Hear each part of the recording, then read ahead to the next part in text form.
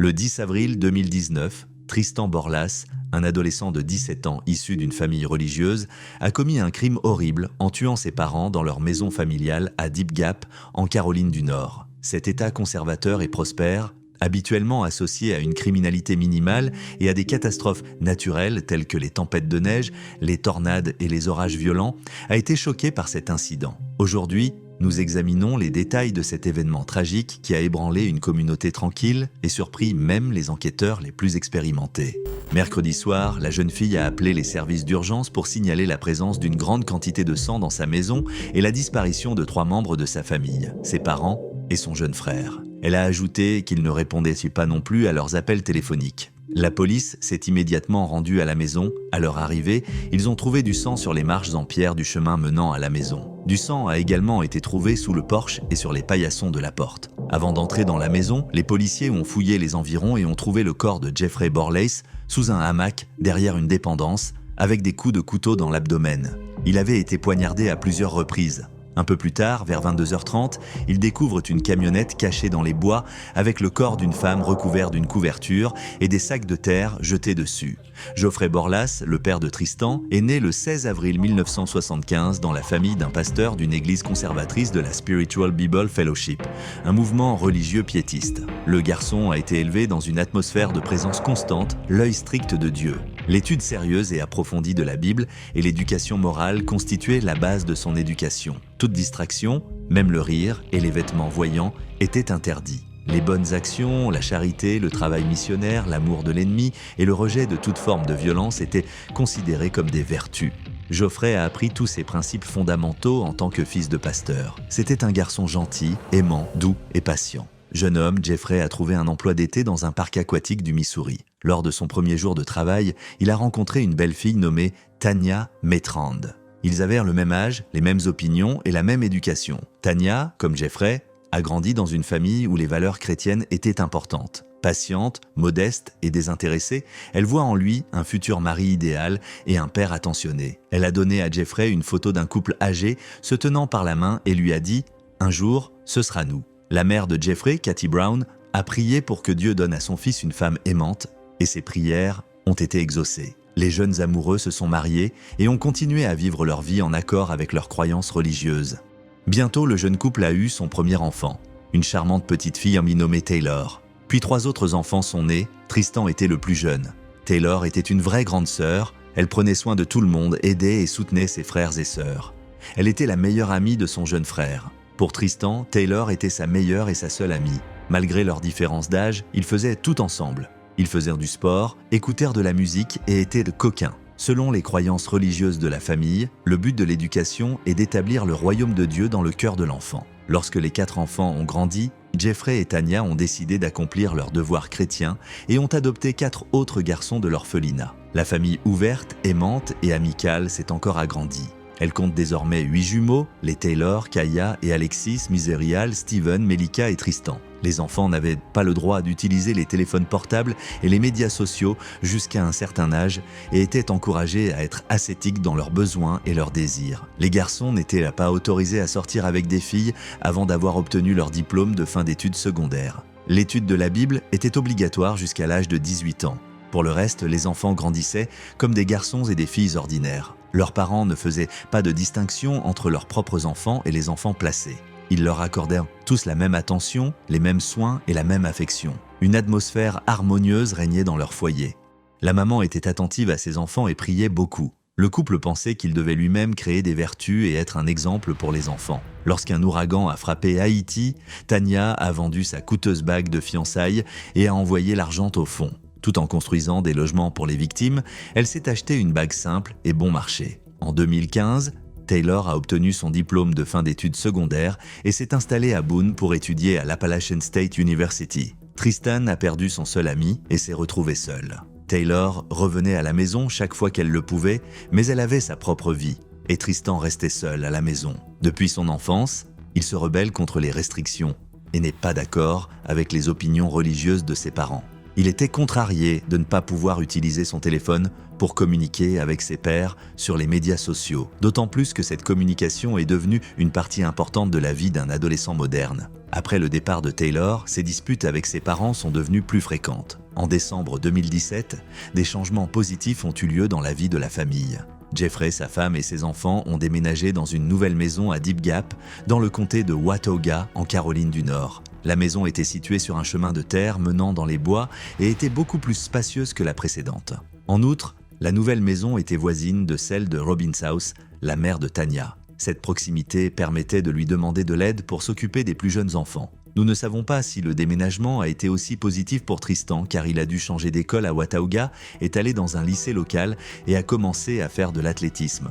D'autres enfants ont trouvé du travail comme conseillers dans des camps d'été. À première vue, tout semblait aller pour le mieux, mais ce n'était pas le cas. Au fil du temps, le comportement de Tristan a commencé à poser des problèmes. En 2018, l'école a insisté pour qu'il suive des séances de thérapie avec un psychologue en raison de ses colères et de son comportement impulsif. En 2019, malgré ses excellentes capacités, il avait du mal à comprendre certaines matières scolaires et ses problèmes n'ont fait que s'amplifier de la part d'un excellent élève. Il s'est transformé en un adolescent indifférent qui a perdu tout intérêt pour l'apprentissage. Tristan a commencé à arriver en retard aux cours et à ne plus vouloir étudier du tout. Il en est arrivé au point où il mettait ses écouteurs pendant les cours et restait assis, l'air indifférent. Certains professeurs ont essayé d'aider Tristan et il a accepté leur aide. Mais tout cela s'est soldé par un manque d'intérêt de sa part. Il a également causé des problèmes à la maison. Il se dispute constamment avec ses parents, même s'il a le droit d'utiliser le téléphone. Tristan passait beaucoup de temps sur Internet. Sur sa page Instagram, il se disait musicien. Taylor s'intéressait à la vie de ses frères et sœurs et a remarqué que Tristan se disputait avec sa mère sur des questions religieuses. Elle a également appris qu'il avait d'autres problèmes à l'école. Elle a essayé de lui parler, mais leur relation n'était plus basée sur la confiance. Au bout d'un certain temps, Tristan s'est lié d'amitié avec une fille de la communauté religieuse, Evelyn Faith Jackson. Ils ont commencé à se fréquenter sans respecter l'interdiction des relations intimes. Il fumait parfois des substances illicites et Tristan se plaignait que sa mère discutait de son comportement avec lui le soir, ce qui le fatiguait et l'empêchait de se concentrer sur son travail scolaire. Il était très inquiet d'avoir beaucoup de problèmes et de ne pas répondre aux attentes de sa mère. Il disait qu'il pouvait être lui-même avec son père, mais pas avec sa mère. Le 10 avril 2019, de nombreux secrets de la vie de Tristan ont été révélés. Des caméras de surveillance ont été installées dans la grange et l'ancien téléphone de Tristan, qu'il utilisait parfois en cachette de ses parents, a été utilisé comme hotspot. Ce jour-là, Tanya a pris son téléphone et a lu les messages qui consistaient en des discussions sur des sujets intimes et des substances illicites. Tristan était à l'école à ce moment-là et a vu les messages entrant sur son téléphone. Ses parents, choqués, lui ont écrit dans un chat familial au sujet des informations qu'ils avaient trouvées sur le téléphone de Tristan. Le même jour, Sherry King, professeur d'anglais, a appelé la mère de Tristan pour se plaindre de ses performances et de son comportement. Plus tard au cours du procès, elle dira que Tanya Borlas l'a rappelé et lui a dit qu'elle et son mari viendraient bientôt chercher Tristan à l'école pour en discuter avec lui. Sherry King en a parlé à Tristan qui a été très surpris. Ses parents ont laissé le plus jeune enfant à sa grand-mère et sont allés à l'école. Ils sont rentrés chez eux en silence. Lors du procès, Tristan dira que sa mère était tendue et renfrognée, parcourant constamment les messages sur son téléphone à la maison. La conversation a duré environ 1h30, après quoi Tanya a envoyé à sa mère un SMS disant que Tristan n'était pas fâché qu'on lui ait retiré son téléphone et ses clés de voiture, jusqu'à ce que son comportement à l'école s'améliore et qu'elle viendrait bientôt chercher le plus jeune enfant. Le message a été envoyé à 4h du soir, après quoi la conversation s'est apparemment poursuivie. Selon Tristan, sa mère et lui ont parlé de relations avec des filles et de substances illicites. Tanya lui a dit qu'elle ne voulait pas qu'il étudie d'autres religions que le christianisme. Il a été forcé de l'écouter et s'est rendu compte de ses nombreux défauts. Ils ont même dressé une liste des qualités qu'il devrait avoir pour devenir une meilleure personne. Compassion, honnêteté, etc. Plus tard, la police retrouvera cette liste. À un moment donné, selon Tristan, sa mère s'est approchée de lui et lui a passé les bras autour du cou. Il s'est instinctivement levé, s'est retourné et lui a accidentellement donné un coup de coude. Selon lui, sa mère n'avait jamais rien fait de tel auparavant et il a eu peur. La mère, effrayée, a pris une paire de ciseaux sur l'étagère et s'est approchée de son fils. Ce dernier, choqué, l'a poignardé, pensant se défendre, et a couru chercher de l'aide auprès de son père. Un examen médico-légal n'a pas permis d'établir que la mère avait tenté de l'étrangler. Au cours du procès, l'accusation montrera des photographies du cou de Tanya Borlas avec un os cassé. Un psychologue présent au procès a déclaré que Tristan Borlas était mentalement sain à l'époque, mais qu'il souffrait de dépersonnalisation et de déréalisation. Cependant, la cour et le jury n'en ont pas tenu compte, considérant Tristan comme une personne manipulatrice et dangereuse. Selon le témoignage de Tristan, il ne comprenait pas ce qui se passait, pourquoi son père le fuyait et pourquoi il l'avait poignardé, alors qu'il le suppliait de l'aider. Il se souvient que son père a pris une pierre et lui a dit « Tristan, ne fais pas ça, Tristan, ne fais pas ça ». Mais il était absolument certain que son père préférerait mourir plutôt que d'essayer de faire du mal à son fils. Plus tard, des voisins ont rapporté que vers 17h30, ce mercredi-là, ils avaient entendu de grands cris dans la maison de la famille Borlas. Tristan est ensuite rentré chez lui et a vomi. Selon le psychologue, cela était révélateur du stress que Tristan avait subi. Cependant, le jury n'a pas suivi l'avis du psychologue. Le rapport d'autopsie a montré que Jeffrey Borlas avait reçu plusieurs coups de couteau sur le côté gauche de la poitrine et du dos, des coupures sur les bras et les mains, ainsi que des éraflures sur le crâne et le front. Le rapport d'autopsie de Tania Borlas indique qu'elle a reçu plusieurs coups de couteau sur le côté gauche de la poitrine, du dos et du bras, ainsi que des blessures qui pourraient avoir été causées par une compression du cou. Les résultats ont montré que les parents se défendaient et n'attaquaient pas Tristan. En outre, Tristan a eu la possibilité d'échapper à sa mère. Et même s'il était mentalement instable et qu'il a tenté de se défendre, l'assassinat de son père et les actes qui ont suivi sont suspects. Car Tristan est rentré chez lui, a enlevé le corps de sa mère et l'a mis dans sa camionnette en le cachant sous une couverture. Il a ensuite passé environ 1 heure à nettoyer la scène du crime et a même utilisé un tuyau d'arrosage pour laver la véranda. Vers 20h, Tristan est arrivé chez sa grand-mère pour récupérer son petit frère. Robin a trouvé cela étrange, mais Tristan a expliqué que ses parents étaient allés au magasin et qu'ils n'avaient pas le temps. Une vingtaine de minutes plus tard, Robin a reçu un appel d'un autre petit-fils qui se plaignait que ses parents ne répondaient pas au téléphone et ne venaient pas le chercher à son travail à temps partiel, comme ils le faisaient habituellement. Robin a appelé Alexis et lui a demandé d'aller chercher son frère. Ils ont convenu de se retrouver chez Jeffrey et Tania pour comprendre ce qui s'était passé. En arrivant à la maison, Robin a remarqué du sang sur le porche, mais comme le couple élevait des animaux, ce n'était pas inhabituel. Elle est entrée dans la maison avec une lampe de poche pour vérifier les animaux et a vu du sang partout. À ce moment-là, Alexis est entré en courant dans la maison et a dit qu'elle avait trouvé un corps sous un hamac près de l'étable et qu'elle avait vu Tristan avec un visage ensanglanté dans la voiture. Après avoir pris la route, Alexis a appelé les services d'urgence. L'opérateur lui a dit de s'enfermer dans la voiture avec le reste de la famille et d'attendre l'arrivée de la police.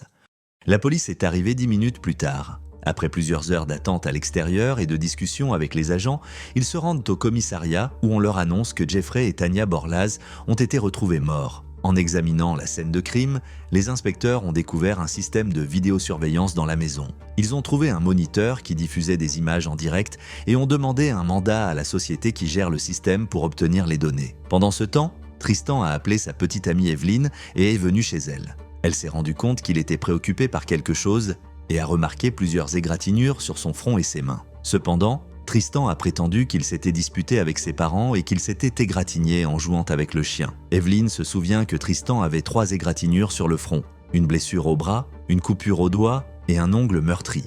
Immédiatement après le crime, Tristan a posté une photo de ses blessures sur Snapchat, expliquant qu'il avait été blessé par le chien de son père. Selon sa petite amie, la photo montrait exactement les blessures qu'elle avait vues sur lui. Cette nuit-là, Tristan est resté chez Evelyne. Le lendemain matin, ils sont allés au Walmart et au McDonald's et allaient aller à l'école, mais ils ont changé d'avis. Evelyne était convaincue que Tristan voulait simplement s'éloigner de ses parents et elle lui a donc proposé de rester quelque temps chez l'un de ses proches. Il a accepté et ils ont déménagé dans un autre état. Le 11 avril, le bureau du shérif a eu accès au système de vidéosurveillance du domicile familial. Ils ont visionné les images et découvert les détails du crime. La police a obtenu un mandat d'arrêt contre Tristan, a relevé le numéro de la plaque d'immatriculation de la voiture et a commencé les recherches. L'officier Matthew est informé que Tristan a été vu dans le Tennessee. Il demande à Robin de l'accompagner pour lui parler. Alors qu'il est en voiture avec Evelyne, Tristan remarque les feux bleus des voitures de police qui les suivent. Il dit à sa petite amie que ses parents ont dû dire à la police qu'il avait volé les cartes, qu'il avait essayé de s'enfuir, mais qu'il s'était finalement arrêté. Il est entouré de voitures de police. Evelyne est choquée de voir son petit ami menotté et embarqué dans une voiture de police. Les policiers n'ont remarqué que Tristan n'avait pas l'air bouleversé ou inquiet. Son interrogatoire du 11 avril 2019, mené par l'agent Matthew, a été enregistré. Le jeune homme a répondu à toutes les questions, a plaidé coupable et a donné tous les détails.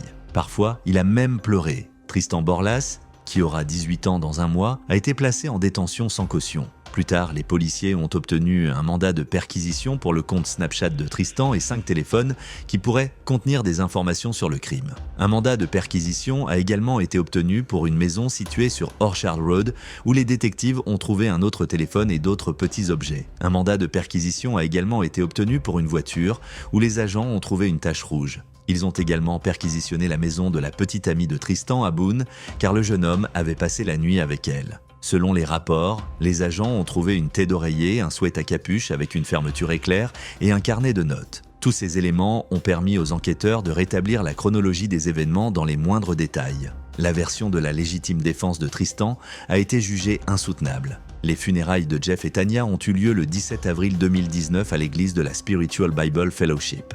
La cérémonie a été dirigée par les pasteurs William Krantz et Brad Gray. Les enfants, qui ont vécu la perte de leurs parents à un âge si précoce, ont trouvé la force de rédiger une touchante notice nécrologique d'adieu. Nos parents n'ont jamais eu l'occasion de vivre pour eux-mêmes, car ils ont toujours vécu pour nous. Nos parents ont rendu le monde meilleur et nous espérons poursuivre leur œuvre en aimant les gens et Jésus. Après les funérailles, Taylor a rendu visite à son frère en prison pour la première fois et a été choqué par son comportement. Non seulement Tristan ne se sentait pas coupable, mais il essayait de rejeter la responsabilité de ce qui s'était passé sur sa famille. Il semblait croire que tôt ou tard, il serait libéré. Taylor s'est senti dégoûté par son frère et est partie. Elle lui rendit à nouveau visite le 11 mai, jour de l'anniversaire de Tristan. Cette fois, elle est venue avec Robin, mais la rencontre a été la même que la précédente. Tristan faisait l'éloge de la fête qui lui avait été donnée en prison. Taylor estime que ce comportement est inacceptable car leurs parents sont morts tragiquement. Après cette visite, la famille a décidé de cesser tout contact avec Tristan. Le procès s'est ouvert le 16 février 2022. Devant le tribunal, Tristan a exprimé ses regrets pour ce qui s'était passé. Il était d'accord avec tout ce que les membres de sa famille avaient dit à son sujet et a soutenu la décision d'interdire définitivement toute communication avec sa famille afin d'assurer sa sécurité. Le 3 mars, Tristan Borlas a été condamné à la réclusion à perpétuité sans possibilité de libération conditionnelle. Le juge Horn a noté que la santé mentale de Tristan était une circonstance atténuante, car un rapport psychologique a prouvé que Tristan Borlas continuait à souffrir d'anxiété, de dépression et de symptômes de stress post-traumatique. Toutefois, le juge Horn a déclaré que le psychologue n'avait trouvé aucune preuve de troubles psychotiques, bien que l'anxiété et la dépression puissent effectivement être exacerbées par la consommation constante de substances illicites.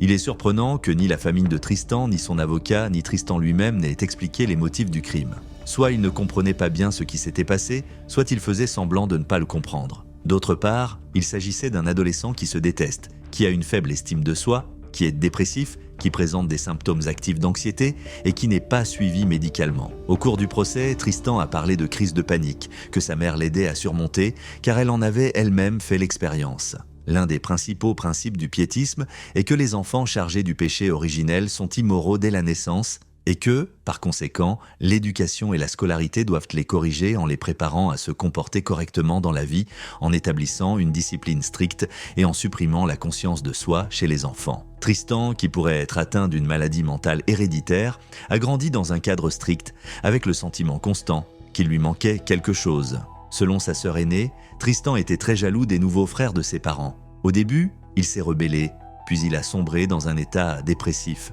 se sentant inutile, ce qui a été aggravé par des substances illicites, des crises de panique, la dépersonnalisation et la déréalisation.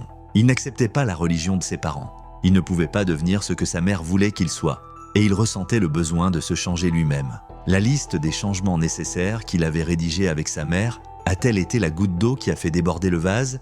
Et une telle tragédie aurait-elle pu être évitée dans une famille vraiment aimante? Écrivez votre propre opinion dans les commentaires ci-dessous, c'est tout, levez le pouce et abonnez-vous à la chaîne si vous avez aimé, et à bientôt dans les nouvelles vidéos, bye.